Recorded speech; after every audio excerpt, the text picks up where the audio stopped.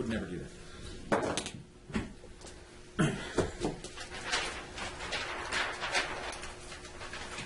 You gonna make that 2015?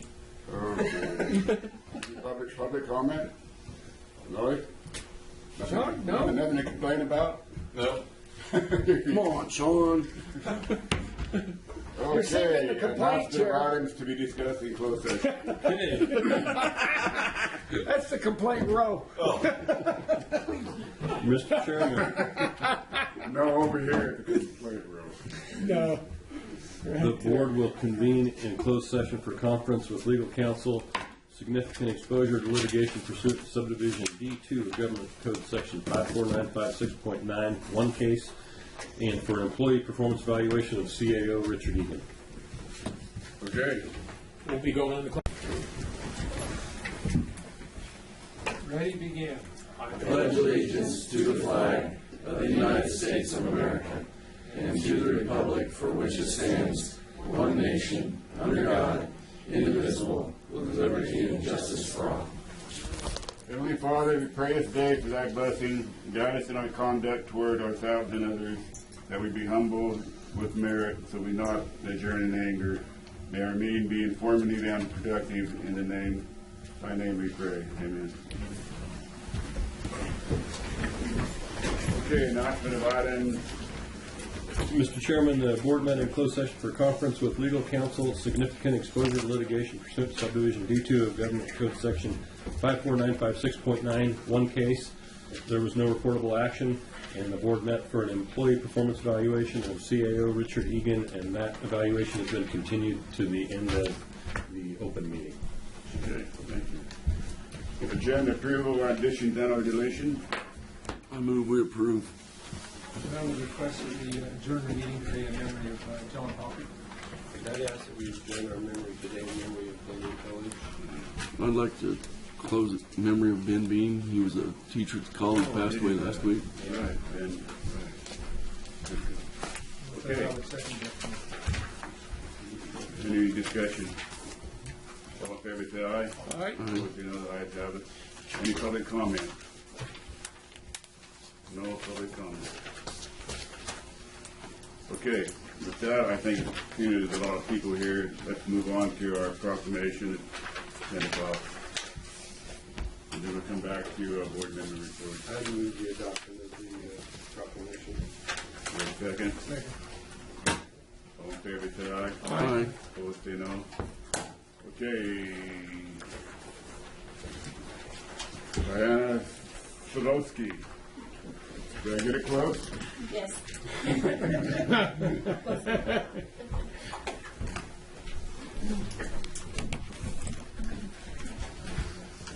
Oh, Diana. I'm great. How are you? Great. I'm only going to do it one more time. Proclamation in honor of Diana Sadowski on her retirement from the probation department. Whereas Diana began her employment on March 10th, 2005 as an administrative clerk in the DSOC Bridges program within the Health and Social Services Department. She transferred to the probation department as legal clerk on July 3rd, 2006, and was promoted to probation assistant in January of 2010. And whereas Diana had varying job duties to include drug testing, probationers, assisting with probationer check-ins and bookings, field work, processing in and out of county transfers, statistical reporting and tracking for SB 678, prison and reimbursement billings, helping the front staff, community staff, and so much more. Diana also managed the DEJ caseload, assisted with drug court, and managed the front office for years, making sure everything flowed smoothly and efficiently, and that all reports were filed on time. Diana is a very dedicated employee and would always make it into work, even with living in Eagle Lake and having to follow behind the snow plows during snowstorms. Well, you've done a lot. Diana loves wearing her fuzzy, feet-lined, slippery shoes to walk through the snow and ice in the parking lot in the winter. Diana would vacation in Cabo San Lucas yearly. She would always come back glowing in bronze from the sun and often brought back little mementos for her co-workers. Diane will truly be missed by all, and we wish her the best as she embarks on her new journey in life. Now therefore be it resolved by the Board of Supervisors of the County of Lassen that Diane Sadowski be committed for her 10 years of service to the citizens of Lassen County, and the Board of Supervisors wish her well for many years to come. Thank you so much. Thank you.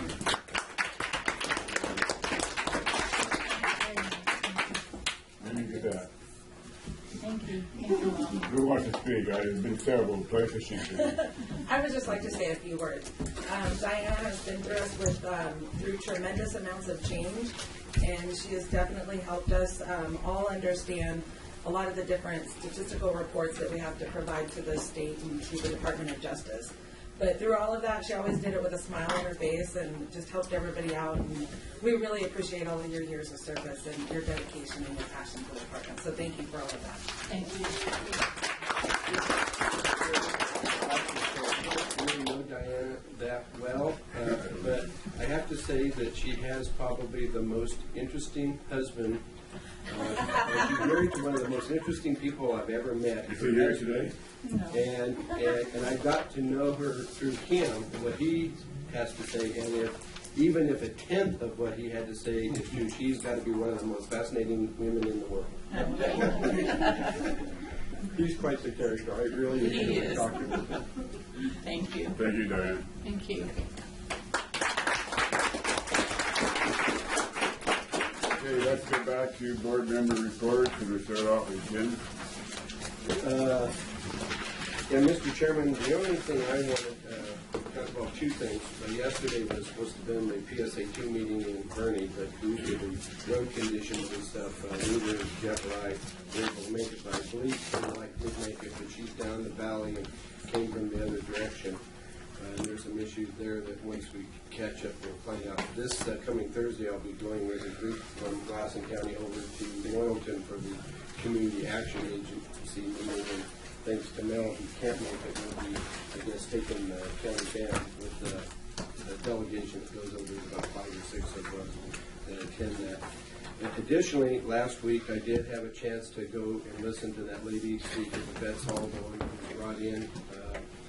Jeff was there for, I guess, the bigger part of it, probably could give a better report. I was only there for about an hour or so, kind of in the latter end of it. And I found her to be interesting to listen to. She obviously has a tremendous amount of knowledge in terms of history, but a lot of us study history, and some of the, I guess, interpretations that she gave to some of the historical events, at least during the part I was there, I would find an interesting discourse. I think there would be room for a lot of disagreements. From what I listened to from those who attended the earlier part of the meeting, she did apparently a fabulous job outlining the, I guess, the evolution of our rights of man in terms of how our political discourse developed from before the Magna Carta all the way down through to the Declaration of Independence. And a lot of that is textbook, and I think it's something that we all should pay attention to and appreciate greatly, and she obviously does and should be commended for it. But there was 2 things that she brought up towards the end that I think need to be spoken to, and I found a little bit troublesome. And the first one, she at one point took a break and asked for all the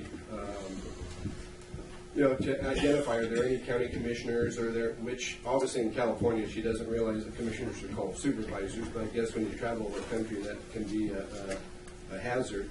I wanted to know if there were council members that were present. I wanted to know if there were any school board members that were present, which there were none that identified themselves. I wanted to know if the sheriffs were around.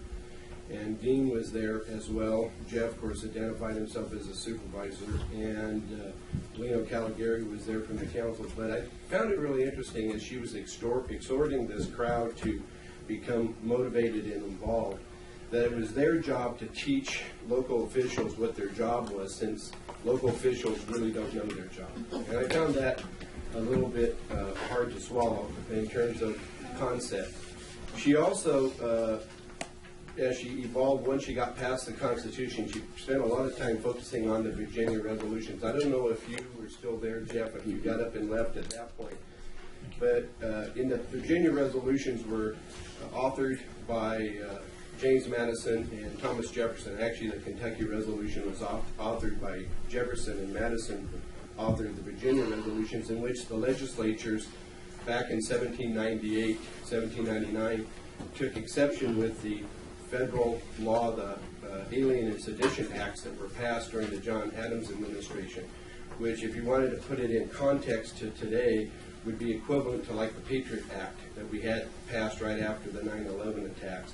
And they were very controversial laws that were passed, and it was probably the first time, 10 years into the history of the new country, that we saw federal authority being kind of imposed on the states, and some of the states didn't like that, and that's what the Virginia resolution was responding to. And she basically took this quote from Madison, and she put that up there and highlighted that here is the father of the Constitution basically authored this concept of interposition and nullification, or the two phraseologies or terminologies that were used, in which the states have a right, since they are superior to the federal government because they created the federal government under the compact, which is known as the U.S. Constitution, that you can sit there and express yourself all you want, Ms. Spencer, but I want to be able to finish. This is a very important topic that we're discussing. So if you would mind, I will refrain from expressing myself when you talk. So anyway, back to the interposition and nullification, the idea that the states could, at will, basically say we, nullify the actions of the federal government. In this case, maybe the passage of something like the Patriot Act, which was this Alien and Sedition Acts back in their time, and basically interpose their will. So now we have 50 states, not the 13 or 14 that existed at that time, each deciding for themselves pick and choose what federal laws they think are just and which ones are not. And that's basically what the concept. She was very giddy in terms of expressing kind of sharing this little tidbit to the Tea Party members that were there, that she was particularly reaching out to, that if you really want to see grown men cry, all you have to do is get behind them and whisper in their ear the word nullification. And so anyway, so nullification basically it would be to negate or to nullify the acts of the federal government and return itself to the states' rights. I think today's paper, there was an article written by Sam. Sam was there at that. I guess he was there for the whole meeting, and he actually, there is in the tail end of that article, actually speaks to those particular points. And she does this based on what James Madison supposedly put out there. That was the whole frame, probably for a good 40 minutes worth of discussion. Well, I'm a James Madison fan myself, and this is actually the biography, probably the most authoritative biography. And I just want to read one paragraph out of this. This book's about this thick. This is just a few pages. This is the part that deals with the Virginia resolutions, the Kentucky resolutions, and the history from that particular debate. And basically, he and Jefferson had a months-long debate over this particular issue, where they actually sat on the porch of Montpelier, which was Madison's home there in Orange County, Virginia. And I've actually had a chance to visit and sit there on that porch, and it's quite a stunning view. But this is what Madison came back, and this is what she doesn't share in her presentation at the Vets Hall, but is one that is very alarming. And he goes, quote, this is coming out of the book, "Alarmed at this reasoning, Madison argued, as he was to do again in 1830, because John C. Calhoun, the vice president in Jackson's administration, they had the nullification crisis of dealing with the tariffs there in South Carolina. And fortunately, Madison was still alive at the time, and he was able to respond accordingly at that time, opposing Calhoun that, quote, we should never think of separation except for repeated and enormous violations, which, if committed, would put an end to the Constitution and leave the people as they were in 1776 in a natural state of revolution. But such a state, in Madison's view, dissolved the Constitution, and therefore it was wrong to speak of nullification and succession as a legitimate process within the frame of government." So outside of government, obviously if you want to have a revolution, go back to 1776, we have the right to do that. But from within the framework of our constitutional system, the concept of nullification and interposition, is not something that, as Madison opines in his particular debate, he actually convinced Jefferson, who was actually very much in favor of nullification, was ready to jump off that ledge, basically talked him off the ledge when it came to the Kentucky and Virginia resolutions. I mean, they asserted what they felt was what was wrong with the federal government, but they stopped short of actually pursuing the idea of dissolving the bonds of the Constitution. So when this lady comes to town and she stands there in front of 100, 150 people in the Betts Hall and tells them that they need to tell the local elected officials, who all of us took our oaths of office, to swear to uphold and defend the Constitution of the United States against all enemies, foreign and domestic is emphasized, that the idea of dissolving the bonds of the Constitution, the way we embrace our liberties is because let's embrace what our constitutional values are, and the way we accomplish that is to run up behind grown men to see them cry and whisper the word nullification and advocate the dissolving of the Constitution as a means of saving the Constitution. I find that to be a very scary and frightening a message being delivered, and I think it's worth speaking out and saying so, that if you're going to quote Madison.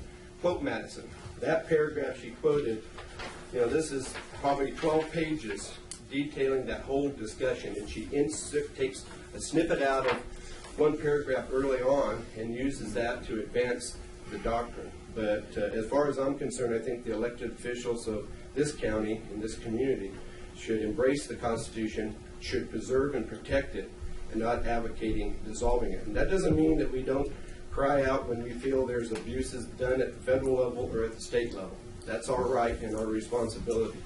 But to take it to the point of advocating nullification and interposition is something that is contrary to those constitutional values. And hopefully the group in the community that is working with this, and a lot of them are those same Jefferson State folks that are pursuing their rights under that particular concept, are playing with some very dangerous matches there, and I think that they need to be mindful of what that is. So if you're going to teach history, you need to understand it. That, Mr. Chairman, is my report. Thank you, Jim. Aaron.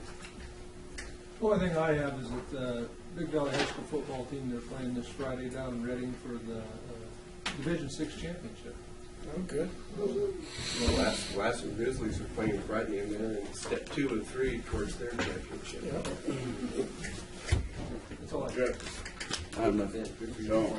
Tomorrow night I have a community meeting in Doyle regarding the clinic, which I'm hoping that you're getting closer and closer to. It's been a long, hard process to get that health clinic opened, and it'll be an interesting. They've replaced the CEO of the health clinic, and we'll see how that goes. Sounds like fun. Yeah. Okay, I attended a coordination council meeting last night, and the Lassen National Forest Rangeland Specialist, Casey Pissarro. She did an outstanding job talking about grazing allotments in the Lassen National Forest. It's very informative, but we didn't have a quorum, so we couldn't take any action on anything, so that was pretty much all we did. Okay.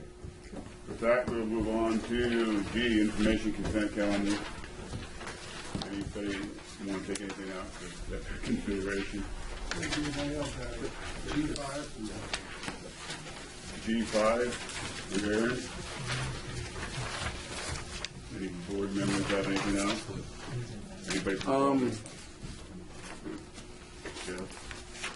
G6, I just had a question there. I was about that too. Jeff? And then, No, I'm pretty good. Promise, okay, yes, Jeff. Anything else, Jeff? on G7, I had some questions also. Mr. Spencer, did you have one?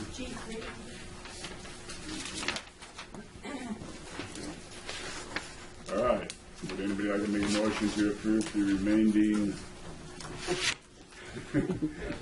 items? Yeah. There's a couple here.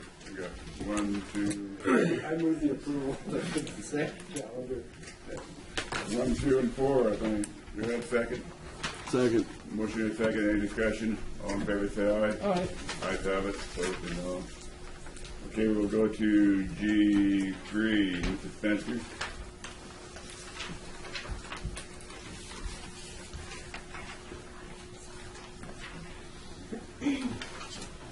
Pardon me? There's only one. Okay. On May 12th of this year, Supervisor Hammond wanted to donate $500 to DARE, the DARE program at the Sierra Army Depot. This expenditure was approved on May 19th. However, what I only have one, or you can have my copy. The check was returned, and I believe it was either Mr. Egan or Mr. Burns told Tom that he couldn't, for some reason, I don't remember what, but for some reason he couldn't do it. Right. The check was issued, and it was returned by them. And so I'm just wondering why it's on here again? I can explain that. Okay. Yeah. What happened is we discovered that's a statewide or national program, and we wanted that money to be put into the DARE program in our school districts. And correct me if I'm wrong, Richard, we wanted to, if we'd have just given them the money in Los Angeles, it would have gone into their national fund. And so that's why the discrepancy in... Yeah, Yeah. that's my recollection, is that Yeah. we wanted to ensure that it was spent locally rather than Right. at the national level. But, well, that sort of answers my question, Yeah. but why was the check issued and why was it returned? I don't know. I think the check was issued prior to to finding out that it would just go to the national organization, and so it was recalled before it was distributed. Right. Okay. It was never distributed. The check was approved, the expenditure was approved on the 19th. The check was issued on the 21st, Okay. and the check was returned on 6/4. Okay. I never got that check. I don't think the check was ever distributed, is my recollection. Yeah. It may have been issued by the I auditor. think that Richard It was actually... issued and returned. I think actually Richard came up with the question. Yeah, I think before the check was No, it was sent. issued and returned. The check was issued, but I don't think it was sent to the No, vendor. it was processed and returned. Right. Right. No, it was processed and returned. Well, the It county was, got it back, right? Yeah. The county I got it don't- back. Okay, then I end the Never discussion. left. So I don't are think we it ever going left to? the county. My question I don't is, think it how did. are we going to? Is there been a solution to this? To where are you going to write it and give it to He requested... your local? Yeah, that's what the item on today's agenda is Yes. to do. So it's okay. So the money is going to stay locally now instead of being... And he gave us the process, the DARE program officer, Gave you and the which I process? forwarded Okay. that to Richard, and so we made sure the money stayed here. Okay, thank you. Number 5, Aaron. You had a question on prison trial costs. Was 3 approved? Are you going to take that separately? Yes. or- They haven't been approved, no, this was off a separate discussion. Okay. Aaron. Number 5, prison trial reimbursement program. Yeah, I was just curious. Just a moment, please. Oh, okay, I'm sorry. We have to vote on the last one. Please. Thank you for correcting me. Thank you, sir. Okay, all in favor of... Well, we need a motion. I move we approve G3. Thank you. Second? You're not going to let me go, are you? Well, procedure is important. We got a motion, do we have a second? We got a motion and a second. Any more discussion? Who was the second? I'll second it. Thank you. You guys got to move on to that. Okay, all in favor, say aye. Aye. Opposed, say no. The ayes have it. Now we will go to number 5, Aaron. G5. G5. I was just curious on this because usually in the past we've only had one amended billing to catch up for the year, and on this one here we see amended billing for 2 months, and I was just curious on why that was. I am not exactly sure. I can get back to you on that. I'm not sure what there was a reduction in both of the billing, and I'm not exactly sure the cause of the reduction. I know in the past, I asked him, and said, well, it's because of the year end to start off, but now we got two of them back to back, and that's why I'm questioning it now. Right, and I just don't know. I'll have to get back to you. We could postpone it till next week, or till next meeting if you like. Well, I mean, I would just, I think. Well, I think the purpose of this third-party contract is to make sure that charges that are sent in and are paid are appropriate. And once in a while, there may be something that gets incorporated in a bill that maybe on the surface appears to be an appropriate chargeback, that the state says, no, that's not, so they basically excise it or pencil it out. So the amended billing would probably reflect, I mean, we're talking about small amounts here, there's probably $500 in one and $400 in the other, that there's probably some charge that was disallowed because either it had already been previously paid. This is Laura Roberts. She's, over the years, has come in, and once in a while that happens where, or they may say no, that that particular charge is not something we're going to pay for. So the important thing is that it's paid. But you know, there's disallowed things, or they give you a chance to amend your bill and take out something. Mr. Chairman, if I may. I did have an exchange with Ms. Roberts over the last 6 months or so about these billings, and they were experiencing some small amount of frustration resulting from a change in some staff at the State Controller's Office, Right. and in particular in the administration of this reimbursement program. They were, because Laura Roberts and Diversified Management have been engaged in this business for so long, they're quite schooled in this. And they were engaged in the process of having to, for lack of a better way of putting it, educate the new person in terms of what are allowable expenses under their own program and what are not. And I don't know if that's a result of this. I've had no conversations about this, but that has factored in as well, Yeah, that sir. could very well be Yes. the basis for it. But she's been doing this for over 20 years, and it really kind of came out of back in the early mid-'90s when we had every department would send in their bill without talking to the other departments in the state.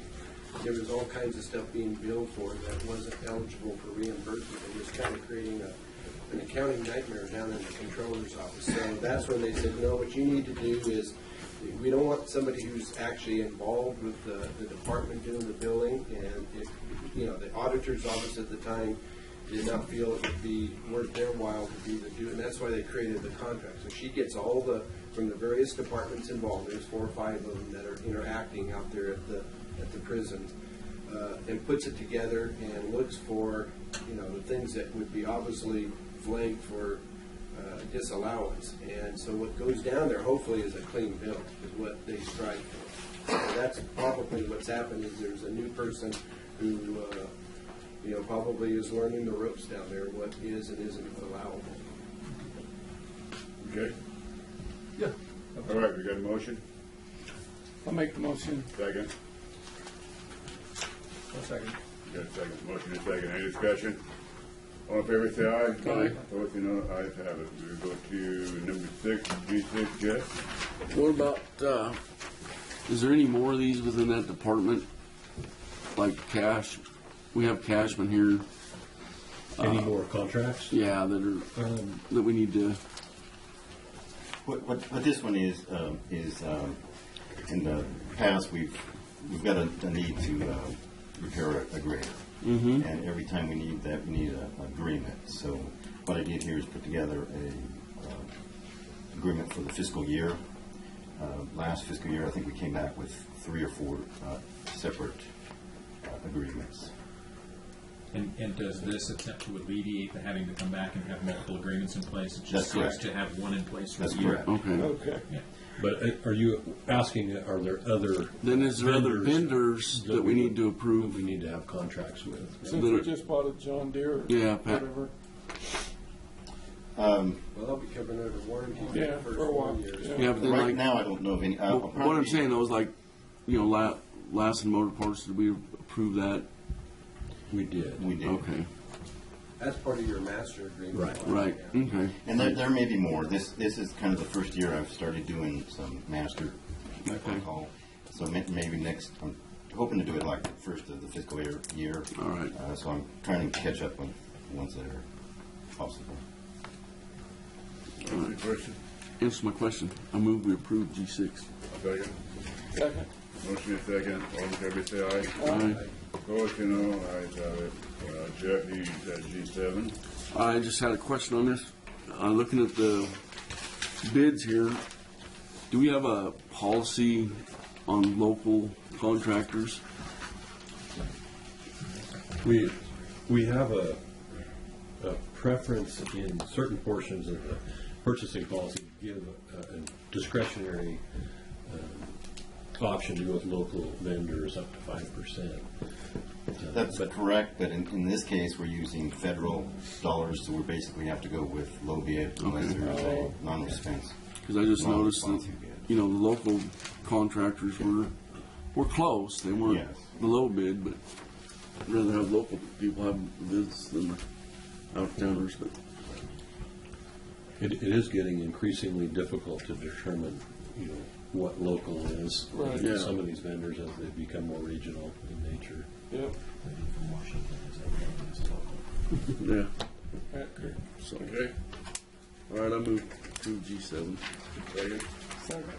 All in favor, say aye. All right. Opposed, say no. Ayes have it. Okay. Before we move on, Mr. Chairman, can we go back to board report for a moment? Do I have one thing I meant to do? Go back to board report. Yeah. I would like to allocate out of my discretionary fund, board discretionary fund, $500 to, what triggered it was Mr. Millar's presence, the Public Works Department to fund the acquisition of basically dog bags for the dog feces at Susanville Ranch Park at a couple of stations out there. They have them at Janesville Park. Is apparently, according to this, is following up on a request from Mr. Shaw. We've had a number of people complaining about folks not, tending to the dogs while they're walking in the park.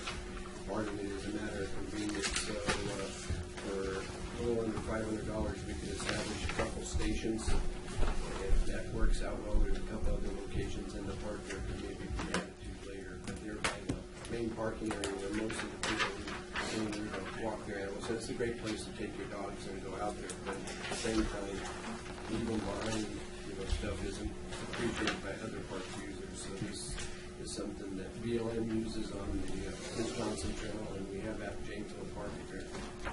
So the $500 would be to the Department of Public Works for the purpose of funding these dog stations for Super. Okay. Thank you, Jim. We'll go now to H1, Big Valley Family Resource Center. Mr. Chairman, last week we had a request, the board had a request to entertain the concept of installing a mobile home at the one-stop center in Beaver. And I apologize for the brevity of the report, and Mel's got some more information, but we rushed to get this on the agenda today to discuss, primarily just as a point of discussion and perhaps to provide some direction to us as far as how the board would like to go. I think Mel's got some comments on it as well, but that is the purpose of the agenda item. Okay. Lead on. I just wanted to add to what I said last week. Can you state your name for the record again? Oh, I'm sorry, Christy Osmussen. Thank you very much. I just wanted to add to the fact that I proposed the home. It can be smaller. I'm not set on that size or design. I'm looking for something with more privacy. There was a design that I was told that the county had built or had made the pictures at the resource center, and it's just over 3,000 square feet. And what I had found was right around 2,000 square feet. So it's not really size that I'm looking for. I'm just hoping for something just a little bit bigger than what we have right now. Right now we're about 1,100 square feet, and just privacy for our clients, and confidentiality to help with those clients. Well, the combination of the two gives you over 3,000. Yeah. Yeah, it does. I was gonna, what I'm hoping to do with the other building, that we're currently in right now, was to hopefully start a thrift store and also use that as the food bank. I just feel there's a real, like, I could really do well with a thrift store there in the Big Valley community. There isn't anything there, and I have a lot of people who've been coming in for coats and other clothing items that people donate, and we just put in the front, kind of between the two doors there. That front door actually doesn't lock, so anybody can come in at any time, but I always have clothes there that people are taking. So I'd really like to start a thrift store in that other building. Okay, anybody else wish to speak? Mel, did you have a comment? I just wanted to say that I was here in June and talked to you about our plans, and that included working with an architect to have an assessment done and identify the priorities for all of the one-stops. And this is the first I've heard of using the old building for a thrift store. It's a county building. It's up to you guys what you want to do with it. I personally think that if we're going to put a modular, it needs to be a commercial modular, not from a mobile home manufacturer, because I've got 2 mobile homes on the lot up at Hospital Lane, and I know what the issues are with those. A lot of retrofitting, and then you have problems with everything afterwards. If the storage is an issue, I looked at Conex containers and I was surprised at how cheap they are and all the things you could do with them. I had never looked at those before. They're relatively inexpensive. We could get those for storage for even One Stop in Westwood, which also has a storage issue. And then I still would like, I'm meeting with the architect on the 30th. We're going to tour Herlong and Westwood on that day. Can't quite squeeze all 3 of them in the same day. She's going to come back and we're going to look at Big Valley. But, if you want to proceed with the plan for a modular, that's a whole different direction. I can certainly work with whatever you propose, but there's a limited amount of funds available. We've had, this issue's been discussed now for several years, and I think we have a need to get something in place. So I think, it's fine that we're working on the others, and maybe there's some options for storage, but I think it really would be worthwhile if we could maybe put together an RFP and circulate it for some sort of a commercial grade building that could be, instead of kind of going this route here, but take this concept and put it to bed. I appreciate what Christy did in terms of going to a local vendor and saying, what can I get for, X number of square feet to be able to locate in a manner like this here, is if this isn't going to be the way to go recommended, then let's proceed. Let's put out an RFP and see what we get back in terms of proposals from vendors around who could cite us a square foot commercial grade modular type facility up there. Depending upon what happens there, it could be the same concept could be employed in the other 2 resource centers, because we basically talked about the last when we had those meetings back in May and June. We have about roughly $600,000 in change, putting a couple $100,000 in each of the 3 sites to put something like this in place. So if we're not going to do that, then maybe this is better than not at all. But I'd like to see us proceed and do something sooner rather than later. Well, and this is why I wanted to meet with the architect and get an assessment and discover and really That's going to happen in prioritize December? needs. Is that happening? Yes. Okay, well then, I would say maybe no later than January, come back with a proposal for circulating an RFP to start that process. Yeah, I have to admit, I was kind of caught off guard last week when this was brought to us. I didn't realize there was a issue we were ready to move on. When Christy brought this up to us, this trailer. Well, this has been kicked. This can's been kicked around for at least 5 years. Right. I didn't know it was solved it, but I wasn't under the impression that end had come to an agreement amongst them all and decided, here's what we want to do. No, that's been part of the issue because we had the recession, we had the turnover in the staff who were managing it. I don't have the ability, or the staff has the ability to put out RFPs and know the planning and building codes and that kind of stuff. So I rely on Pete. Well, we're all relying on Pete for about 100 different projects, and Pete would be the one overseeing the RFP. I don't think he and should he's be just, doing exactly, that. and he's just the one guy. So, and he's working on Riverside and several other facilities at the same time. So, I mean, there are lots of reasons why nothing's been done to date. We don't have any solid decisions. I wanted to get the advice from the architect.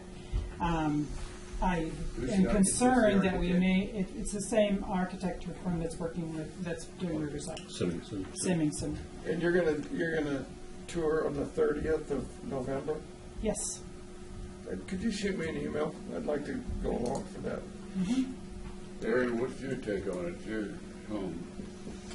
Well, it is, and, this has been, Lillian brought this up right before Christie as far as getting the deal, so we, through Mel, we did the big architectural draft of building a new building, and it come back in, it way more money than what even Mel had at the time.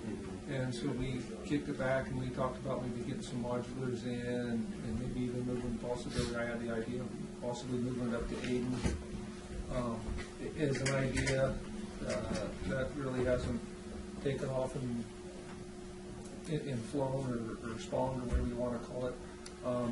Christie's come back in and she's looked at the evaluation again, and it's her opinion too that they want to keep something there.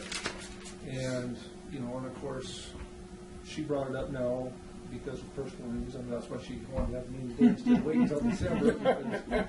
Because, she's got a bit of a deadline going. Yes. She has a personal deadline. But she also wants to get the ball rolling, and Mel said, we've only got 2 years left, or we're going to be like we were at transportation, and the state's going to take the money back if we don't use it. Okay. And this stuff takes time, and, Christie brought this forward as to get the ball, to bring it back to the forefront again, to get the ball rolling, so we're not waiting until the last minute and then hurrying up and say being stuck with the home instead of a commercial grade building per se. But, Mel, she's working on it. So I guess my question for Mel is, what's the difference between a commercial grade building versus the modular home? I mean, is there a better life expectancy, but does it cost more at the same time? I mean, what's the difference? Well, the commercial requirements are addressed there. So all of the ADA issues get addressed in the restrooms and the kitchen facilities. All the commercial kitchen requirements get addressed, commercial carpeting, commercial grade, everything. And then there's some site prep that has to be done for commercial buildings that isn't done for homes.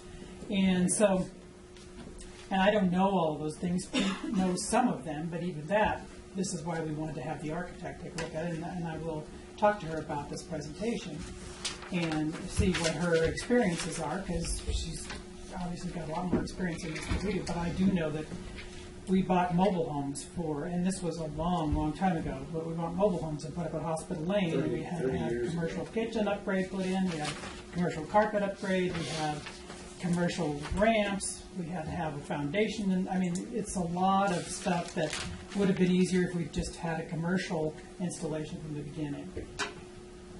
The ADA stuff alone is huge. Yeah.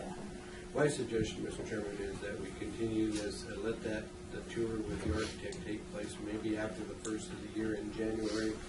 Staff can come back to us with some courses of action, possibly an RFP proposal that could be circulated to, I think we need to get some movement on this. All right, this seems kind of loosely put together to me. Well, I mean, Chrissy put this together herself. yeah, I I understand that. She wanted to get the ball rolling. This is her best and final offer by any means. Okay. And so, I mean, I agree with Jim, maybe we can just take and table this until the January meeting where we come back and. But that gives time for this tour with the architect to take place. It gives time for Pete maybe to work with Mel and whoever else he needs to work with to be able to come back with some sort of, what are the alternatives? I still have a question. You got a question? Yeah. I'm not looking that good. I know you're not. Go ahead, Jeff. What, I mean, we talked about Aiden, moving it to Aiden before. Is that still a possibility there with you, Christy, since we have a new person in charge? I don't really have the problem with it. It's more the community. They are very against it. Being there for the last few months, I can see that there is a problem with transportation for a lot of people. I did talk to Aaron about the fact that maybe we could have, I don't know what's in Aiden other than the school, but like if we had just like a satellite office that we were just open a couple of days a week over in Aiden, if I had someone over there just to offer services over there, I'm open for that. I mean, that wouldn't be a problem at all, but I don't think moving the whole business over to Aiden would work for the community, just I mean, I just look at it as a numbers wise, you're going to spend, $250,000. Would it be better just to put $80,000 into that school over there but if that, I just don't think the community. if that's not, but if the community doesn't want it and not going to support it, it'd be spending bad money. Well, it would also be important to remember that whatever money we put into the school, it's going into a Modoc County facility. So, Well, somebody else owns it. I mean, the school Yeah. district would own it. Yeah. It's your, retrofitting them and benefiting them, not necessarily yourself. Right. But I mean, it's really important to invest this money wisely, because we all know capital facilities money is hard to get. And that's why I'm kind of excited about meeting with the architect, because I just feel like she's got the experience that we need and can give us some advice and help us make a good investment with our funds. Jim? If I could, Mr. Chairman, I think the value of what Christie brings to us is it brings back to the forefront an issue that's been dogging us for well over 5 years.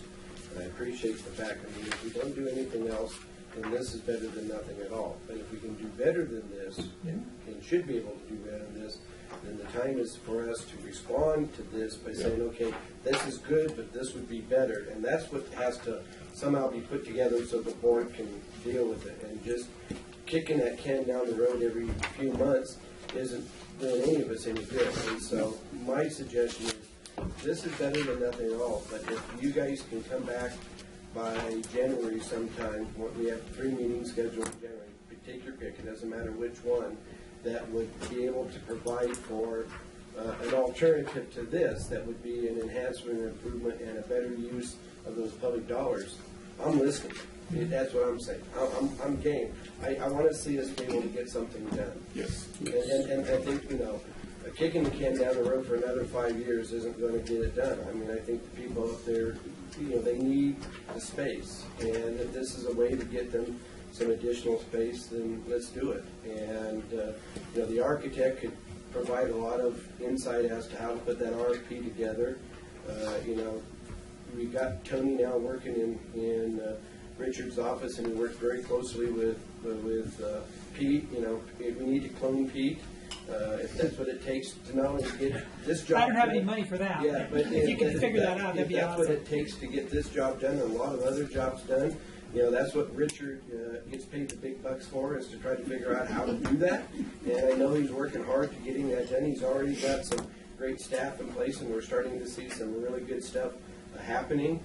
So let's get this mixed in with that there. And I think, if we were asking to come back next week or the first week meeting in December, that's a little bit, but we're talking about by the end of January at the latest, hopefully earlier in January, gives you a few weeks. Things kind of slow down during the holidays, and you don't do a whole lot of other stuff because you've got a lot of parties and stuff to deal with. But in between all that, maybe you could sneak in an RFP, who knows?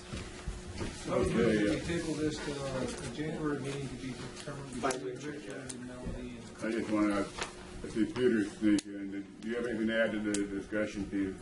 No, I think Mel covered it. We talked about, what we're doing, have an architect come in and give us some analysis and what we're And if we shoot for the latter part of January, then that gives Christy time to bond with her new child that's due in a week or two.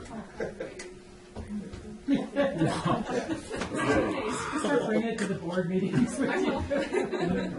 Is staff clear? Does that work for you? Yes. Okay. Thank you. All right, Crystal. Mr. Spencer? I second your You have a motion. motion. You made a motion, you Got a seconded. motion and second. Any discussion, Mr. Spencer? You get the skunk award. I I would do? suggest that when this appears again and again, that the title be Groundhog Day, because I just went through minutes for the past 6 years. We posted some video of discussions about this. I am confident, knowing all of you, knowing you, and knowing Pete, You lost your skunk. that's okay, he'll be fine. It's kind of animal abuse. No, he's sleeping now. He got bored. This is never going to happen. You have, it's not a kick down the road. This is an avoidance to take action. And it's a shame because you've lost a lot of good people that couldn't work under the conditions that you expect them to work under. This is never going to happen, and we need to start telling and be honest with these people. You are never going to spend that money, that's $600,000. And by the way, I'd like to know what budget that is. That's where that $600,000 is now. Do you know where it is? You can address the chairman. Yeah.